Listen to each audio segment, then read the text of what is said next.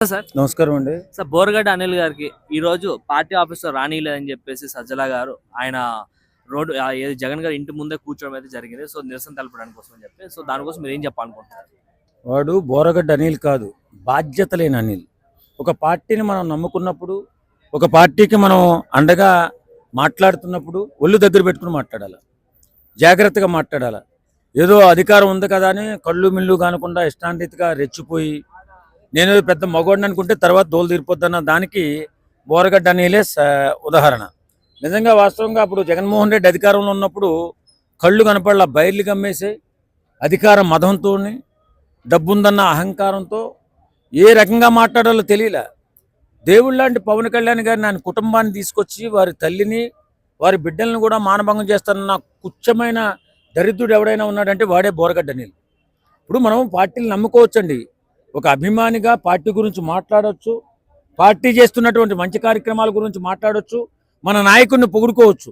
అంతేగాని ఆపోజిట్ నాయకుడిని ఉచ్చనీచాలు లేకుండా తిడుతూ అధికారం ఉంది కదా అనుకుంటే అధికారం మారిపోయిన తర్వాత తోలు తీసేస్తారు. ప్రతి ఒక్క కార్యకర్త కూడా ఒళ్ళు దగ్గర పెట్టుకుని మాట్లాడవలసిన పరిస్థితి. ఈవేళ బోరగడ్డ అనిల్ అనేటటువంటి వాడికి జగన్మోహన్ రెడ్డి అపాయింట్మెంట్ దొరకపోవడానికి కారణం కూడా అదే. మనం బాధ్యతగా మాట్లాడి పార్టీకి అండగా నిలబడితే ఏ నాయకుడైనా అపాయింట్మెంట్ ఇస్తాడు తప్ప ఇలా పెద్ద పెద్ద మాటలు గందరగోళం చేసి ఊళ్ళో ఎవరిని పడితే వాళ్ళని నరికేస్తా, చంపేస్తా, పొడిచేస్తా, మానభంగం చేసేస్తా, ఏదో పీకేస్తా అని చెప్పి బోరగడ్డ అనిల్ అనేవాడు ఇష్టాంతగా చెలరేగిపోయాడు. కాబట్టి ఎవడైనా మరి అలా మాట్లాడినోడిని ఏ పార్టీ కూడా దగ్గర చేరనివ్వదు. చేరితే ఆ పార్టీకి చెడ్డ పేరు వస్తుంది. కాబట్టి వాళ్ళు జగన్మోహన్ రెడ్డి కూడా అదే చేస్తున్నాడు. అంటే వైఎస్ రాజశేఖర రెడ్డి ఫ్యామిలీకి మేము దగ్గర బంధువులు అని చెప్పేసి ఆయన చెప్పడం జరుగుతుంది. మరి అట్లాంటప్పుడు ఆయనకి ఎంత ప్రాబ్లం వచ్చినప్పుడు జగన్మోహన్ రెడ్డి గారు కూడా కొంచెం దగ్గర తీసుకోవాలి. జగన్మోహన్ రెడ్డికి దగ్గర బంధువుడు వీడు ఎస్సీ రెడ్డి ఎలా దగ్గర అయ్యారే బాబు, నాకు అర్థం కాలే.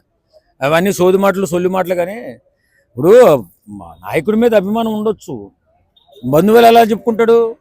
వీడు ఎస్సీని అని చెప్పుకుంటాడు, ఆయనమ్మ రెడ్డి. ఎట్లా అవుతుంది ఈ పని? బాధ్యతలైన మాటలు అనవసరంగా ఒక నాయకుడిని మనం యాప్ చేసుకుని మాట్లాడితే చెల్లదు. రేపొద్దున నేనైనా ఒక జనసేన కార్యకర్తగా నేను జనసేన తరఫున ఎక్కువగా మాట్లాడుతుంటాను. కాబట్టి ఒళ్ళు దగ్గర పెట్టుకుని మాట్లాడాలి, బాధ్యత లేకుండా మాట్లాడకూడదు. నేను పవన్ కళ్యాణ్ చుట్టానంటే చెల్లదు అది.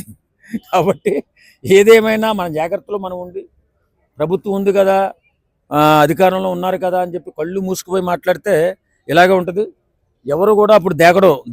ఎందుకు దేకరంటే ఇలాంటి వ్యక్తి, ఇంత నీచమైన నికృష్టమైన మాటలు మాట్లాడే వ్యక్తి మన పార్టీలో తీసుకున్నట్లయితే పార్టీకి చెడ్డ పేరుతో పాటు ఉన్న ఓట్లు కూడా పోతాయి. ఇప్పటికీ 11 పడిపోయాడు జగన్మోహన్ రెడ్డి.